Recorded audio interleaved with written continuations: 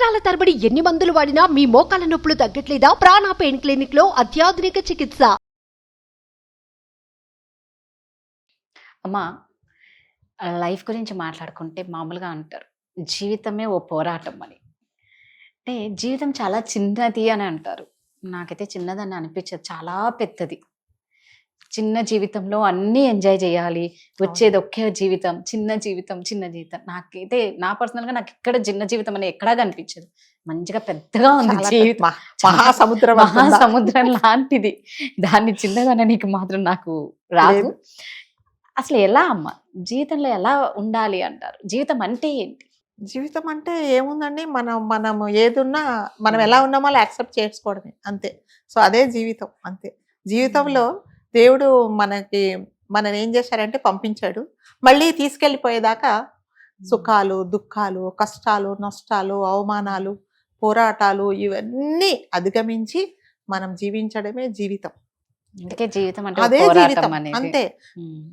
సుఖం ఉంటుంది, దుఃఖం ఉంటుంది, కష్టాలు ఉంటాయి, నష్టాలు ఉంటాయి, మోసం చేసే వాళ్ళు ఉంటారు, కొట్టే వాళ్ళు ఉంటారు, అన్నీ ఉంటాయి. అదన్నీ అనుభవించి మనము ఉండడమే జీవితం. దేవుడు మనల్ని పంపించేసాడు కిందికి, అంతే. మళ్ళీ తీసుకెళ్లేదాకా ఇదే పోరాటం. జీవితం అంటే మీరు అన్నట్టుగా పోరాటమే, అంతే.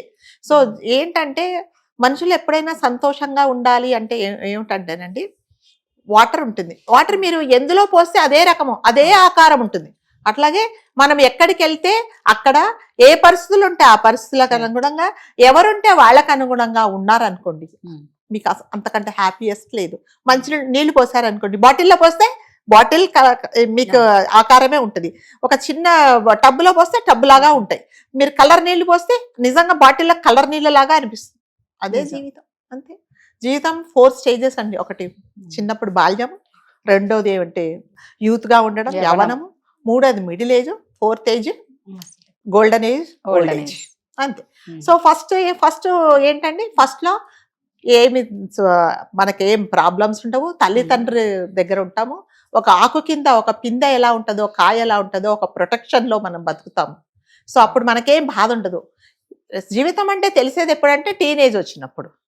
ఆ టీనేజ్ లో ఏమిటంటే అన్ని నేనే కొండలు పగలగొడతాను, యుద్ధాలు చేస్తాను అనేది ఉండి, ప్రతి ఒక్కటి కాన్ఫిడెన్స్, కొంతమందికి ఓవర్ కాన్ఫిడెన్స్, అన్ని నేనే చేస్తాను, అన్ని నేనే సాధిస్తాను అనమాట. అదే ఆ ఏజే మీకు ఒక మంచి ఏజ్. ఏంటంటే సరి అయిన దారిలో వెళ్ళడము, పెద్దలు ఏదన్నా చెబితే మీరు వినగలిగితే వినడము, అలాంటి చేసినప్పుడు ఆ జీవితం కూడా సెకండ్. అంటే అదే సెకండ్. యవ్వనంగా ఉన్నప్పుడు, యూత్ లో ఉన్నప్పుడు మాత్రమే మీరు మంచి నిర్ణయాలు తీసుకుంటే మీరు ముందు మీరే బాగుపడతారు. థర్డ్ ఏజ్ అంటే ఏంటంటే మిడిల్ ఏజ్. ఆ మిడిల్ ఏజ్ ఏమిటంటే ఇంకా మనం కొంచెం సెటిల్ అయిపోతాం. 40, 50, 55 వచ్చేస్తుంది ఏజ్. సో కొన్ని బాధ్యతలన్నీ కొంచెం తీరినట్టు ఉంటుంది. పిల్లలకు పెళ్లిళ్ళు చేయడాలు, చదువులు అయిపోవడాలు, దాని తర్వాత ఇంకా హాస్పిటల్కు మన ఈ బండి అనేది గ్యారేజ్కి వెళ్ళి వస్తూ ఉంటుంది, సర్వీసింగ్ వెళ్తూ ఉంటది. ఒకసారి అక్కడే పెట్టుకుంటాడు సర్వీసింగ్ చేయాలని, అలాంటి పరిస్థితి వస్తుంది. That is called middle age. So ఇవన్నీ ఏంటంటే నేర్చుకోవడం, జీవిత పాఠాలు. సో నేను చిన్నప్పుడు ఉన్నంత ఉత్సాహం ఉండదు. మిడిల్ ఏజ్ సెకండ్ ఏజ్ ఉన్నప్పుడు, యవ్వనం ఉన్నప్పుడు ఉన్నంత ఏమిటంటారంటే ఉల్లాసము, ఉత్సాహము ఉండదు. థర్డ్ మిడిల్ ఏజ్ వచ్చేటప్పటికి బాధ్యతలు, బరువులు ఉంటాయి. ఆరోగ్యం కూడా అదే చెప్తాను, ఇందాక చెప్పినట్టు మన బండి అప్పుడప్పుడు వెళ్ళి వస్తుంటుంది. మన అదృష్టం బాగుంటే అక్కడే ఉండాల్సిన పరిస్థితి కూడా మిడిల్ ఏజ్ లో రావాల్సిన పరిస్థితి కూడా ఇప్పుడు వస్తుంది. థర్డ్ ఏజ్ వచ్చేటికి ఓల్డ్ ఏజ్. ఈ ఓల్డ్ ఏజ్ అంటే మన సామాన్లను సర్దేసుకోవాలి ఇంకా. సో మనం ఖాళీ చేయాల్సిన పరిస్థితి వచ్చేస్తుంది. ఎప్పుడు ఖాళీ చేస్తామో తెలియదు ఇల్లు, ఎందుకంటే ఇది మన పర్మనెంట్ రెసిడెన్స్ కాదండి. So we are all guests. ఎప్పుడు వెళ్ళిపోతామో తెలియదు. అయిపోయింది, దిగిపోండి. మనం ట్రైన్ లో, బస్సులో, ఫ్లైట్ లో మన స్టాప్ వస్తే అలాగే వెళ్ళిపోవాల్సిన పరిస్థితి. మన సామాన్లన్నీ మనం సర్దేసుకొని రెడీగా ఉండేసి, సో ఉన్నంతలో హ్యాపీగా ఉండాలి. ఇంకా అయిపోయింది, ఈ ఏజ్ అయిపోయింది. సో ఎప్పుడు మనము రమ్మంటే ఇలా పిలవంగానే వెళ్ళిపోవాల్సిన పరిస్థితి వస్తుంది. కాబట్టి మనం ఏదైనా వీలైతే నలుగురికి ఏదన్నా 4 పిల్లలకు, అంటే మన పిల్లలతో మనం ఉండాల్సిన, ఒకవేళ ఆ అదృష్టం ఉంటే పెద్దవాళ్ళు పిల్లలతో పాటు, అంటే ఓల్డ్ ఏజ్ హోమ్ లో లేకుండా పిల్లలతో పాటు ఉంటే అప్పుడు పిల్లలకి ఏదో మన ఎక్స్పీరియన్స్ కాస్త మంచి చెడు చెప్పేసుకొని ఉండడము. మరి ముఖ్యంగా భార్యాభర్తలు ఆ ఏజ్ లో ఇప్పుడు ఏమిటంటే అంటే ఈ మధ్య వింటున్నాను, 60, 70, 80 వచ్చి ఇద్దరు పెద్దవాళ్లే పోట్లాడుకుంటున్నారు. వాళ్ళు నువ్వు అప్పుడు అది చేసావు, నువ్వు ఇప్పుడు ఎప్పుడు వాళ్ళ పెళ్లి ముచ్చట చెప్పుకుంటారు. అలాంటివి ఏమి చెయ్యకుండా, ఎందుకంటే నువ్వు ఎప్పుడు వెళ్తావో నేను ఎప్పుడు వెళ్తానో తెలియదు కాబట్టి ఏదో మంచిగా ఉండి అందరికి మంచి అనిపించుకొని పిల్లలకి మనం భారం కాకుండా ఉండడం. సో అట్లాగే ఒక ఊరికి ఒక గురువు గారు వచ్చారట. ఆ గురువు గారిని పెద్దవాళ్ళందరూ కలిసి, సార్ మాకు ఏదైనా గురువు గారు కొంచెం మంచి మాటలు చెప్పండి అంటే ఆయన మౌనంగా ఉండి పక్కన ఒక పెద్ద సముద్రం లాగా ఉంటే అక్కడ పోయి మౌనంగా కూర్చున్నాడట. అసలు ఏం మాట్లాడలేదు. అందరు అన్నారు, అదేంటి మేమేం తప్పు చేసాము, గురువుగారు మాతో ఏమీ మాట్లాడటం లేదు ఏంటి అని అడిగారట. అడిగితే ఏం మాట్లాడలేదట, మౌనంగా కళ్ళు మూసుకొని కూర్చున్నట. కూర్చుంటే గురుగారు మా వల్ల ఏమైనా తప్పు జరిగిందా క్షమించండి అని అంటే, ఏం లేదు, నేను ఇప్పుడు ఇది దాటేసి వెళ్ళిపోవాలి, దీంట్లో సముద్రంలో నీళ్ళు అన్నీ అయిపోతే నేను దాడదామని. అదేంటండి సముద్రంలో నీళ్ళు ఎక్కడన్నా అయిపోతాయా, అది పారుతూనే ఉంటుంది, అదే జీవితము.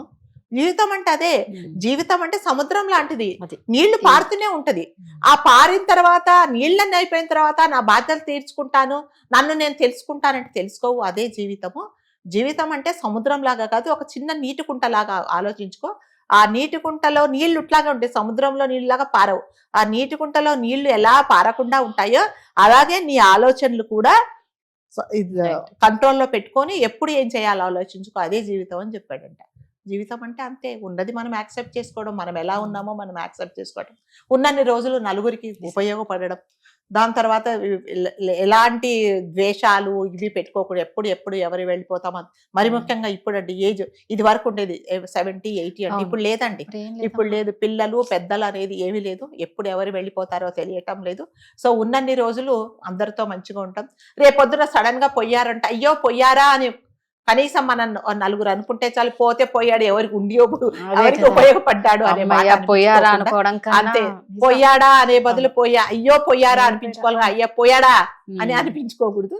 సో ఎలాగున్నా మనం యాక్సెప్ట్ చేసి మన వల్ల ఎవరికన్నా 4 మంచి మాటలు చెప్పి మనకు చేతనైతే ఏదన్నా హెల్ప్ చేసి అలా ఉండడమే తప్ప ఇలాంటివి పోట్లాటలు అవన్నీ పెట్టుకుంటే ఎవరు ఎప్పుడు ఉంటారో ఎప్పుడు వెళ్ళిపోతారో తెలియదండి. సో మనం అందరితో వీలైనంత వరకు మనం అందరితో కాంప్లికేషన్స్ లేకుండా మంచిగా ఉండడమే అదే జీవితం. అంతే, ఎలా ఉన్న జీవితం అలా యాక్సెప్ట్ చేసుకోవడమే. ఆల్రెడీ అక్కడ రిటర్న్ స్క్రిప్ట్ అయిపోయింటది, మనం అందులో చేసేది ఏమీ లేదు.